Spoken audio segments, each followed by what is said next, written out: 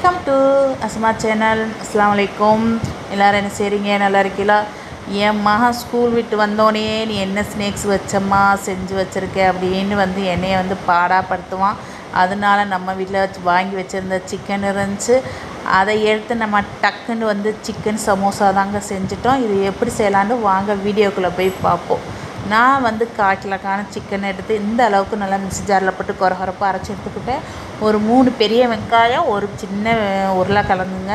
நம்ம அதை நல்லா பொடிசாக வெட்டி வச்சுக்கிட்டு நம்ம கடாய் அடுப்பில் வச்சு கடாய் சூடாகவும் கொஞ்சமாக ஆயில் வெட்டி நம்ம அரிஞ்சு வச்சுருந்த வெங்காயத்தை போட்டு நல்லா வதக்கி விட்டு 1 ஸ்பூன் இஞ்சி பேஸ்ட்டு போட்டு அது கூட வெட்டி வச்சுருந்த அந்த உருளைக்கிழங்கு சிக்கனையும் போட்டு நல்லா வதக்கிட்டு நம்ம போடுற மசாலா 1 ஸ்பூன் கோழி குழம்பு பொடி, 1 ஸ்பூன் ஜீரக பொடி, 1 ஸ்பூன் காஷ்மீர் மிளகாய்த்தூள், 1 ஸ்பூன் கரம் மசாலா, லைட்டாக மஞ்சத்தூள், லைட்டாக உப்பு நல்லா நம்ம வதக்கி எடுத்துகிட்டு இந்த சிக்கனை உருளைக்கிழங்கு வேகிறதுக்கு ஒரு அரை டம்ளர் தண்ணி அதையும் ஊற்றி நல்லா வதக்கி விட்டு நம்மளுக்கு தண்ணி அந்த நல்லா இஞ்சி இந்த அளவுக்கு நல்லா அந்த சிக்கனும் உருளைக்கிழங்கும் நல்லா வெந்தாப்புறு நல்லா எண்ணெய் பிரிஞ்சு வர அளவுக்கு நம்ம நல்லா வதக்கி அது தனியாக எடுத்து வச்சுக்கிடுவோம்.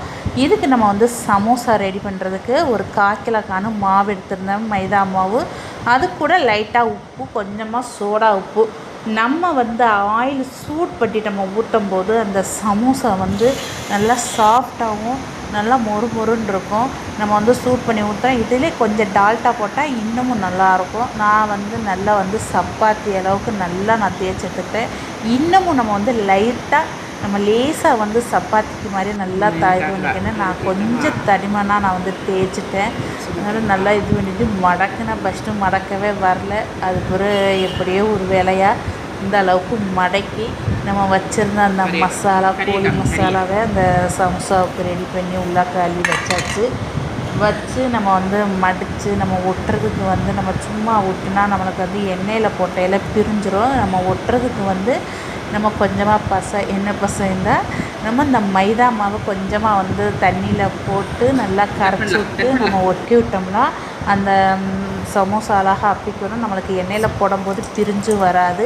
எண்ணெயை நல்லா சூட் பண்ணிவிட்டு நான் ஒன்று ஒன்றா போட்டு எண்ணெய் இல்லாமல் நல்லா எடுத்து சாப்பிடும்போது செம்ம டேஸ்ட். அந்த மசாலாவும் அதுவும் செம்ம டேஸ்ட்டாக இருந்து நீங்களும் உங்கள் குழந்தைகளுக்கு இதேமாதிரியே செஞ்சு கொடுங்க. பிடிச்சிருந்தா லைக் பண்ணுங்கள், ஷேர் பண்ணுங்கள், கமெண்ட் பண்ணுங்கள், சப்ஸ்கிரைப் பண்ணுங்கள்.